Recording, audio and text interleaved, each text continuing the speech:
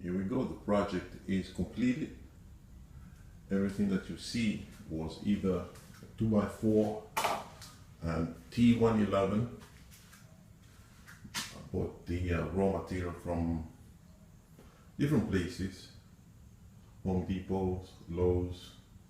Got these springs online. Very dangerous stuff, can kill you if you don't know what you're doing. They can lift up to 300 pounds. So, pretty happy with the project. Came together, took me a little while. But I want to show you that they are actually functioning. Here we go.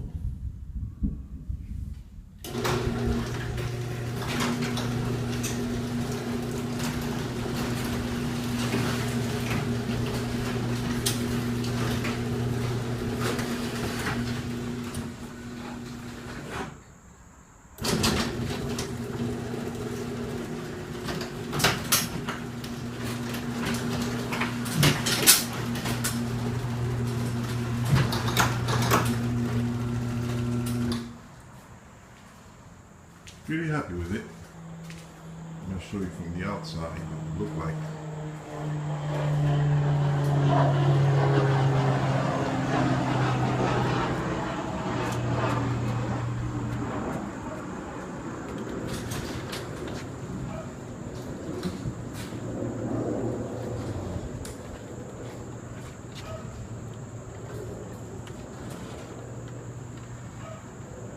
There we go, a little touch up and we'll be good to go.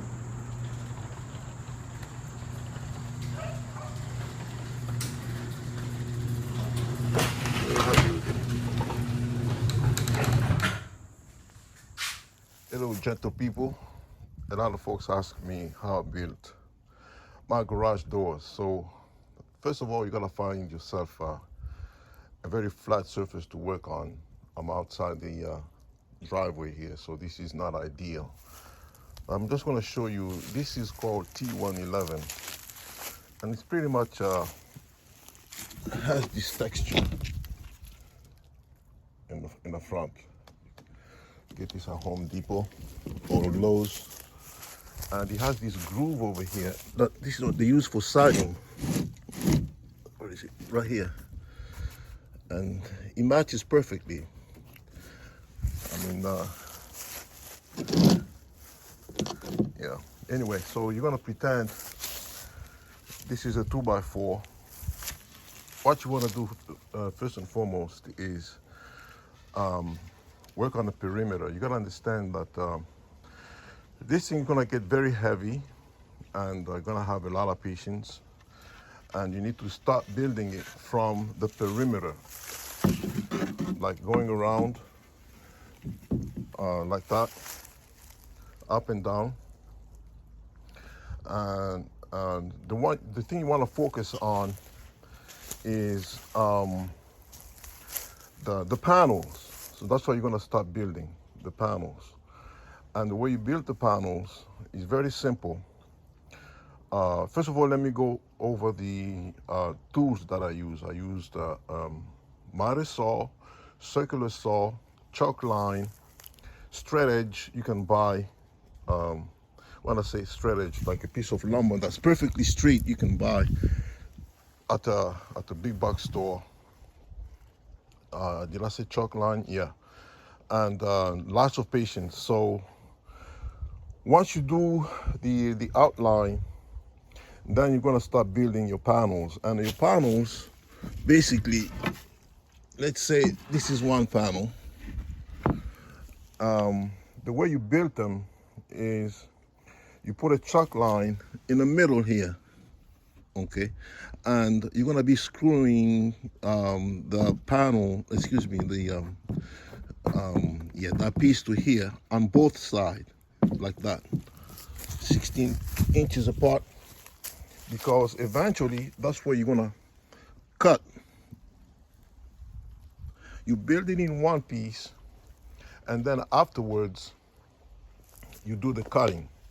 And when you do the cutting, you gotta make sure that the piece match with the adjacent one that you just finished cutting. And I pretty much took the measurement. I'm not a carpenter. I took the measurements from the existing garage door that was there. For some odd reason, I'm sure there's a reason for it. I'm not sure what that reason is. The first 3 panels on top were the exact same way, the exact same size. But the panel on the bottom was bigger. And this probably has to do with the curvature of the rail as the door travel up and down to facilitate that curvature. So you can't cut them in, even though it's 8 feet, you can't cut them exactly alike. So I wish I had those measurements, but I don't. But I remember that these panels, 1, 2, and 3 were the exact same one, same size, but the last one was a bit bigger than the other one. And there's really nothing to it, okay? I have some pictures that I took during the process. You just gotta have a lot of patience. I build a lot of jigs to make sure that I cut the same pieces, exact same length. You'll be amazed how your fingertips, how they can help you make sure that you have precise cuts. I use a lot of that. I use a lot of glue. I use a lot of patience. And I'm just going to show you some pictures that I took during the process. They might not have a voice. I'm doing this from a phone, iPhone. So I hope it helps. Okay. You have any questions? Just shoot me a message, and I'll try to answer them as much as I can.